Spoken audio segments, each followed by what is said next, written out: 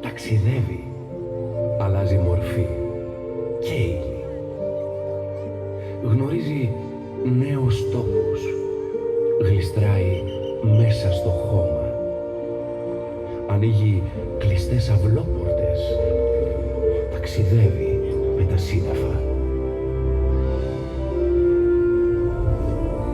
Θεριεύει με τα κύματα, αλλά και γαληνεύει με τη μουσική. Έτσι κάπως είμαι και εγώ. Μεγάλωσα μόνος μου μέσα στη θάλασσα, μακριά από ανθρώπους και θεούς. Με χαρακτηρίζουν ευμετάβλητο, με χαρακτηρίζουν ασταθή. Πορεύομαι με οδηγό τον ήλιο και φάρο τη σελήνη. Αφουγκράζομαι ό,τι γίνεται στον ουρανό και ανταπαντώ στα αστέρια. Λένε για μένα πολλά μύθοι, θρύλοι, παραμύθια.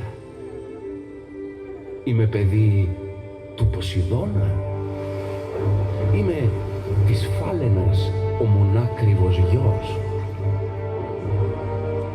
Πάντως, σε βάθη ανήλιαγα της θάλασσας, εγώ κατοικώ. Και καθά λένε, κυριαρχώ.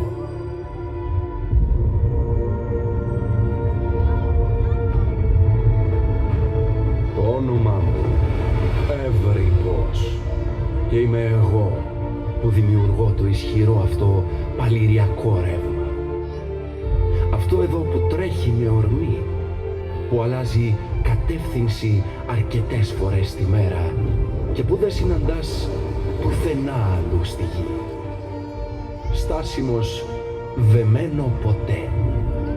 Τα τρελά νερά μου, όπως τα ονομάζουν οι περαστικοί, κινούνται συνεχώς, με κατεύθυνση άλλοτε προς το νότιο Ευωικό και άλλοτε προς το βόρειο. Μεταβάλλομαι σε μορφή και ένταση ανάλογα με τις φάσεις της σελήνης, γιατί αυτή είναι που με έλκει. Εμένα, τον αφέντη των στενών του Ευρύπου. Ποιος ξέρει τη δύναμή μου, από πού την κληρονόμησα, αλλά μπορώ και κοινώ τα νερά μου κατά βούληση. Κι όταν κουράζομαι, ξαποσταίνω και αφουγκράζομαι ιστορίες.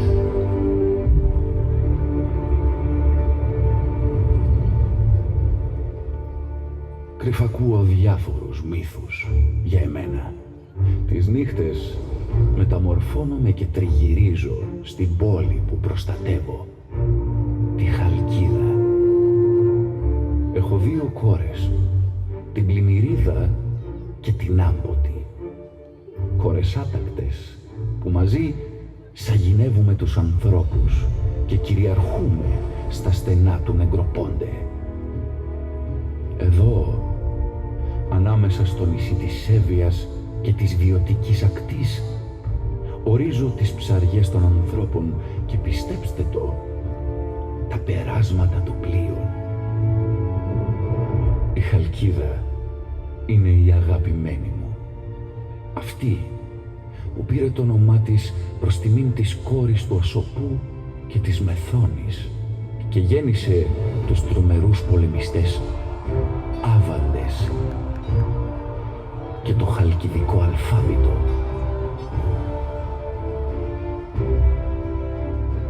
Αιώνας τώρα κατοικώ σε αυτά τα γάργαρα νερά με αναμνήσεις που αναβλύζουν και παραμένουν ζωντανές ανά τα χρόνια. Ακόμα μπορώ και αναπολώ μια αρχαία ξύλινη γέφυρα που κατασκεύασαν με μαεστρία και δυο πύργους συνοδεία να ελέγχουν όλο τον Ευωικό. Ή ακόμα ένα επιβλητικό κάστρο να δεις ποιο είναι το όνομά του. Μα ναι, για το κάστρο του Καράμπαμπα μιλώ, που όπως ο μύθος μαρτυρά, στα θεμέλια του βρίσκεται ένας σουλτάνος. Μπορώ να σας διηγηθώ τόσα και τόσα γεγονότα. Θα σταθώ όμως στην αγαπημένη μου ιστορία, αυτή της Αρέθουσας.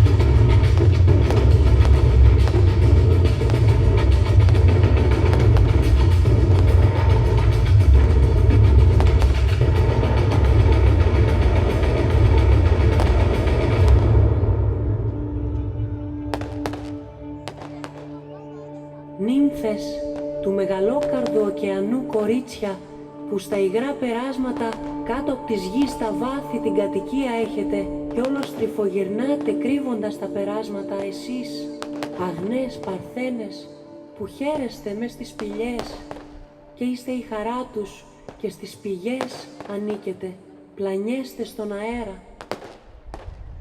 Εγώ δε εν τη χαλκίδια Αρεθούσης τεθέαμε. Κόρη του Νηρέα και της Δωρίδος, νύμφη των πηγών, πλανεύτρα των γλυκών υδάτων αλλά και των δασών. Χάρη στη δύναμη του νερού εξαπλώθηκα σε δάση και βουνά και έμαθα να χορεύω στην καρδιά της φύσης. Το όνομά μου είναι Αρέθουσα και είμαι Νηριίδα νύμφη, συνοδός της θεάς Άρτεμις. Αν και η καταγωγή μου θεία, αθάνατη δεν είμαι. Έχω όμως την εύνοια των θεών και τρέφομαι με αμβροσία, τροφή των αθανάτων που στους θνητούς δεν επιτρέπεται, 9 φορές από το μέλι πιο γλυκιά. Λένε ότι είμαι πανέμορφη και σαγηνευτική, αντικατοπτρίζω την ομορφιά της φύσης και την τραγουδώ. Τραγούδι απαράμιλο και ερωτικό. Τραγούδι που σαν χάδι έφτασε στα αυτιά του Αλφιού, θεός πληθωρικός και ερωτικός, γιος του ωκεανού και της Τιθιούς και αγαπημένος του Δία. Άκουσε το τραγούδι μου, το τραγούδι του νερού, και κοντοστάθηκε στον ίσιο των φύλων να πάρει μια ανάσα, να νιώσει τη δροσιά της φωνής μου. Με είδε πιο λαμπερή και από τον ίδιο τον ήλιο. Χτύπησε η καρδιά του δυνατά, τόσο που με πλησίασε γοργά. Σάστησα, τρόμαξα, έτρεξα μακριά και με κυνήγησε. Αλλά εγώ έτρεξα ξανά, ακόμα πιο μακριά, δίχως να ανταποκριθώ στο καλεσμά του. Ταγμένη στη θεά μου, ύψωσα τα χέρια μου στον ουρανό και ζήτησα βοήθεια. Άρτεμις! Και εκείνη απάντησε. Με τύλιξε σε σύννεφο για να με κρύψει και με μεταμόρφωσε σε πηγή. Ήθελε να με προστατέψει για πάντα.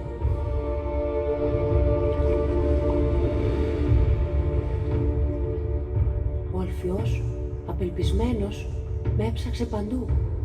Σε βουνά, σε δάση, στις λίμνες, στους ποταμούς. Ήθελε να μου προσφέρει την αγάπη του, να μου χαρίσει λαμπερά χάλκινα στολίδια και κατακόκκινα όστρακα.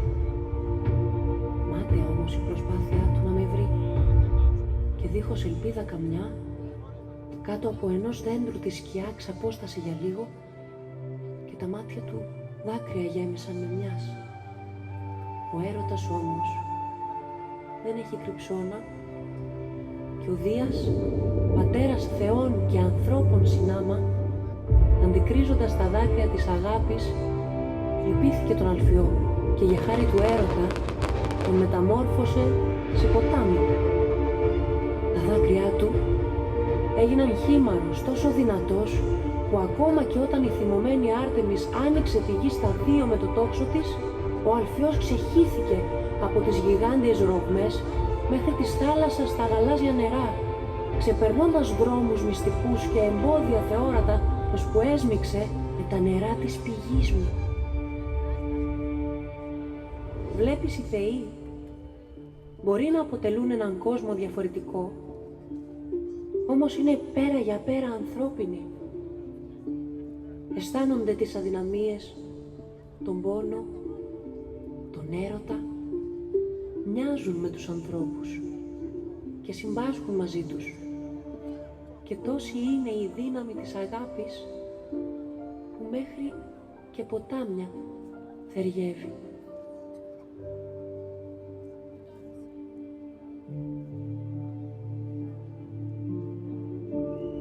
Δεν θυμάμαι πόσους αιώνες τρέχουν τα νερά της στην είσοδο της πόλης μας, αλλά θυμάμαι ότι οι Χαλκιδείς τη λάτρευαν τόσο πολύ που έδιναν το όνομά της στα πέρατα του κόσμου, στις απικίες που ίδρυαν.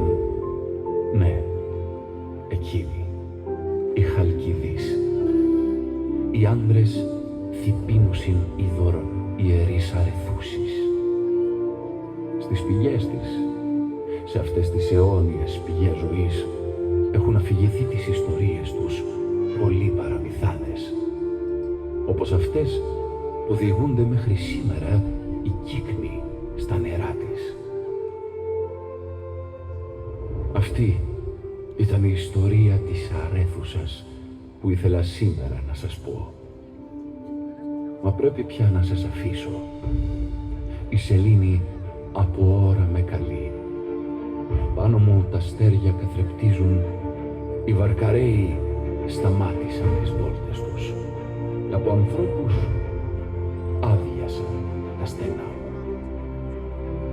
Όμως ο λίχνος μου αλλιώτικος πάντα θα καίει στην καρδιά των Χαλκιδαίων, ως σαν φυτίλι ζωντανό τον τόπο αυτό φωτίζει.